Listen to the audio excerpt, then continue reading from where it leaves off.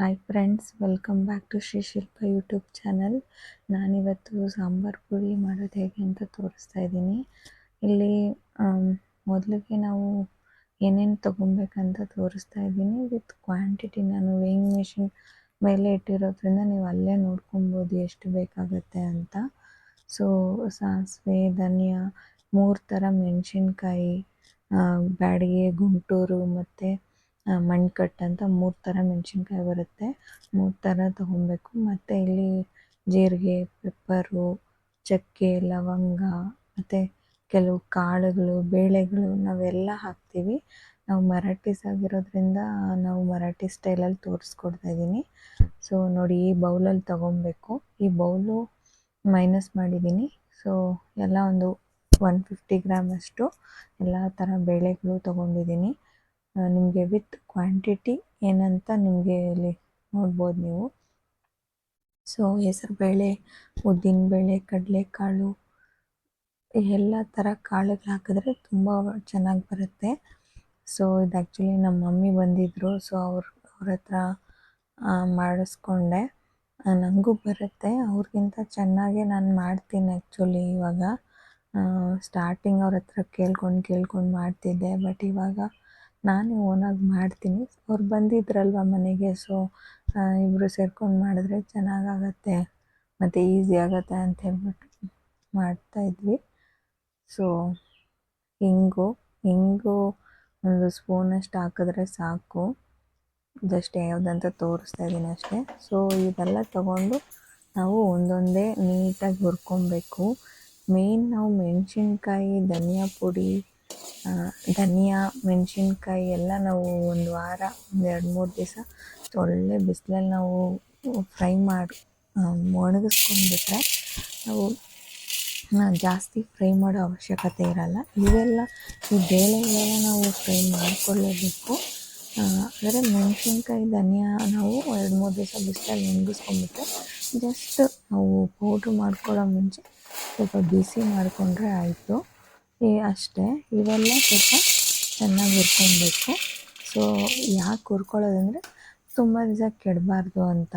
ಹಂಗೆ ನಾನು ಜಾಸ್ತಿ ಕ್ವಾಂಟಿಟಿಯಲ್ಲಿ ಮಾಡಿಕೊಂಡು ವರ್ಷಕ್ಕಾಗೋ ಥರ ಮಾಡ್ಕೊಂಡ್ಬಿಡ್ತೀನಿ. ಮಾಡಿಕೊಂಡು ಅದನ್ನು ಎಷ್ಟು ಬೇಕೋ ಅಷ್ಟು ಡಬ್ಬಿಗೆ ಹಾಕ್ಕೊಂಡು ಮಿಕ್ಕಿದ್ದನ್ನು ಫ್ರಿಜ್ಜಲ್ಲಿ ಜಿಪ್ ಲಾಕ್ ಕವರಲ್ಲಿ ಹಾಕಿ ಎತ್ತಿಟ್ಬಿಡ್ತೀನಿ.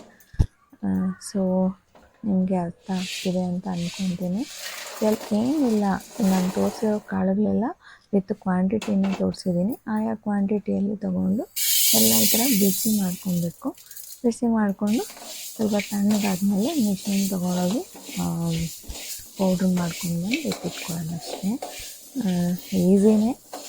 ನಾವು ಮಾಡಿಟ್ಕೊಂಡ್ಬಿಟ್ರೆ ನಾವು ಎಲ್ಲದಕ್ಕೂ, ಸಾಂಬಾರಿಗೆ ಎಲ್ಲದಕ್ಕೂ ಯೂಸ್ ಮಾಡ್ಬೋದು. ನಾವು ಬರೀ ಬೇಳೆ ಸಾಂಬಾರಿಗೆ ಮತ್ತು ಟೊಮೆಟೊ ಗೊಜ್ಜು ಆ ಥರ ಏನಾದರೂ ಮಾಡಿದ್ರೆ ಯೂಸ್ ಮಾಡ್ತೀವಿ. ಕೆಲವರು ನಾನ್ ವೆಜ್ ಸಾರುಗಳಿಗೆಲ್ಲ ಯೂಸ್ ಮಾಡ್ಬೋದು. ನಾವು ಮಾಡಲ್ಲ. ನಾವು ನಾರ್ಮಲ್ ಮಸಾಲೆ ಹಾಕಿಬಿಟ್ಟು ಮಾಡ್ತೀವಿ ಅಷ್ಟೇ. ಸೊ ನಮ್ಮ ಮಮ್ಮಿ ಚೆನ್ನಾಗಿ ಮಾಡ್ತಾರೆ. ಅದು ಅವ್ರಿಗೆ ಏನೋ ಡೌಟು, ಏನು ಚೆನ್ನಾಗಿ ಬರ್ತಿದೆಯಾ ಅಂತ.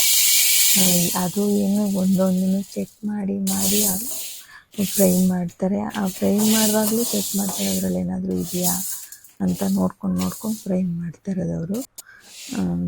ತೊಳೆದಿದ್ದನ್ನೇ 10 ಸಲ ತೊಳೆಯೋದು, ಆ ಥರ ನಮ್ಮಮ್ಮ. ಡೌಟ್ ಜಾಸ್ತಿ, ಏನಾದರೂ ಗಲೀಜಿದೆಯಾ ಏನು ಅಂತ ನೋಡಿಕೊಂಡು ಆ ಮರದಲ್ಲಿ ಪ್ಲಾಸ್ಟಿಕ್ ಮರ ಇತ್ತು, ಅದರಲ್ಲಿ ಹಾಕಿ ನೋಡಿ ಹಾಕ್ತಿದ್ದಾರೆ ಒಂದೊಂದನ್ನು ಅಷ್ಟೇ. ಒಂದು ಅಗಲ ಇರೋ ಬೌಲಲ್ಲಿ ಹಾಕ್ಕೊಂಡು ಒಂದೊಂದನ್ನೇ ಫ್ರೈ ಮಾಡಿಕೊಂಡು ಅದರಲ್ಲಿ ಹಾಕಿದ್ರೆ ಅದು ತಣ್ಣಗಾಗತ್ತೆ. ಒಂದೊಂದೇ ಫ್ರೈ ಮಾಡೋವರೆಗೂ ತಣ್ಣಗಾಗುತ್ತೆ. ಇಲ್ಲಾಂದರೆ ಎಲ್ಲ ನಾವು ಚಿಕ್ಕ ಇದರಲ್ಲಿ ಇಟ್ಟರೆ ನೀರು ಬಿಟ್ಕೊಂಡ್ಬಿಡುತ್ತೆ ಆ ಬಿಸಿಗೆ. ಸೊ ಅಗಲ ಇರೋ ಬೇಸನ್ ಥರ ತೊಗೊಂಡ್ಬಿಟ್ಟು ಅದರಲ್ಲಿ ಹಾಕಿ ಈ ಥರ ಸ್ಪ್ರೆಡ್ ಮಾಡಿ ಬಿಡಬೇಕು ಅಷ್ಟೇ.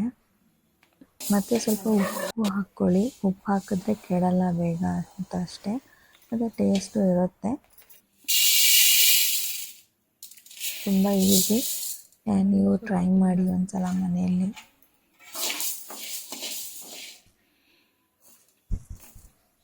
ಮತ್ತು ಇದಕ್ಕೆ ಸ್ವಲ್ಪ ಅಕ್ಕಿನೂ ಹಾಕ್ತಾರೆ. ಅದು ಒಂಥರ ತಿಕ್ನೆಸ್ ಬರುತ್ತೆ ಸಾಂಬಾರು ಅಂತ ಅಷ್ಟೇ.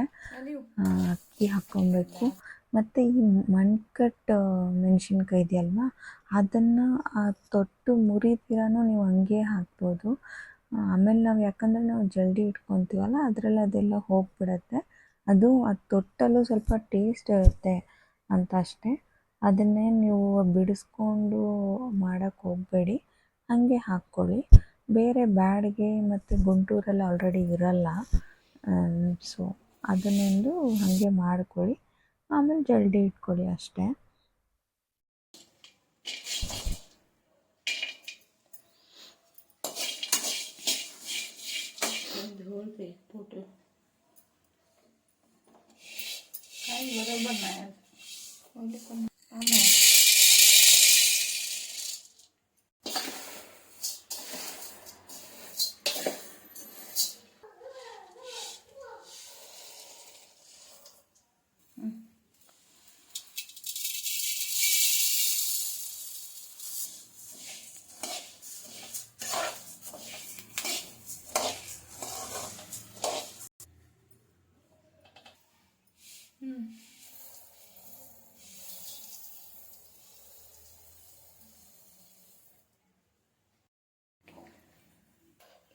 ಮತ್ತು ಕರಿಬೇವನ್ನ ಬಿಡಿಸ್ಬಿಟ್ಟು ಸ್ವಲ್ಪ ಒಣಗಿಸ್ಬಿಟ್ಟು ಹಾಕೋದು ನೋಡಿದ್ದೀನಿ. ನಮ್ಮಮ್ಮ ಇಲ್ಲಿ ಅದನ್ನು ಕಡ್ಡಿ ಸಮೇತ ಹಾಕು ಅಂತ ಹೇಳ್ತವ್ರೆ. ನಾನು ಯಾರಮ್ಮ ಈ ಥರ ಹಾಕ್ತಾರೆ ಅಂತಂದರೆ, ಇಲ್ಲ ನೀನು ಹಾಕು ಚೆನ್ನಾಗಿರುತ್ತೆ ಅಂತ ಹೇಳ್ಬಿಟ್ಟು ಅದನ್ನು ಹಾಕ್ತವ್ರೆ. ಆಯಿತು ತಗೋ ಅಂತ ಅದನ್ನು ಹಾಕ್ತೆ. ಅದೇನಾಗತ್ತೆ, ಅದರಲ್ಲೂ ಒಂದು ಟೇಸ್ಟು ಅಲ್ವಾ? ಸೊ ಅದನ್ನು ಹಂಗೆ ಹಾಕಿದ್ವಿ.